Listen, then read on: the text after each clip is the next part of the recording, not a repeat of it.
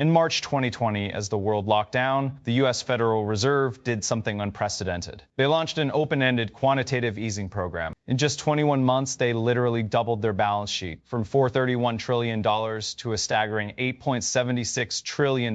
Normally, printing that much money is an economic death sentence. Yet for nearly 2 years, Fed Chair Jerome Powell insisted inflation was under control. What makes such a bold claim even plausible? For 40 years, the U.S. has enjoyed a unique superpower status, the ability to print money without immediate catastrophe. This is the exorbitant privilege of the U.S. dollar as the world's primary reserve currency. Neoliberal scholars will tell you this happened naturally through the free market, but they are missing the most interesting part of the story. This series will uncover the calculated strategy of the U.S. government, a web of economic incentives, military muscle, and secret deals that built the world we live in today. And every great strategy leaves a paper trail. On December 12, 1974, a cable marked confidential flashed from Jeddah to Washington. Ambassador James Akins had a message for Henry Kissinger. Sama agrees to purchase treasury issues. On the surface, it sounds like a boring accounting note. In reality, it was a geopolitical bombshell. It was the moment the U.S. successfully maneuvered Saudi Arabia into a deal that would underpin the global economy for the next half-century. But to understand why this secret cable mattered, we have to rewind to where the privilege began. The first architecture of global dominance. July 1944, Bretton Woods, New Hampshire, 44 nations met to rebuild a broken world. The spotlight was on the legendary economist John Maynard Keynes, who wanted a neutral artificial world currency called the Bancor. But the U.S. had a different plan and a master architect. Harry Dexter White, the American chief international economist, orchestrated a move to sideline Keynes,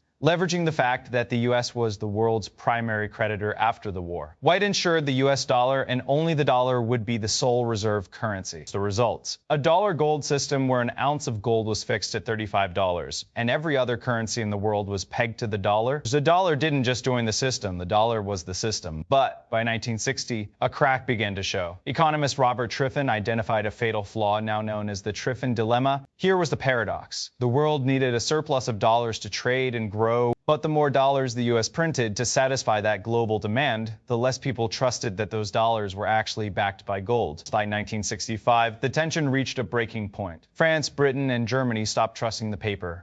They began demanding the U.S. cough up actual gold in exchange for their dollar piles. By 1971, the U.S. was hemmed in.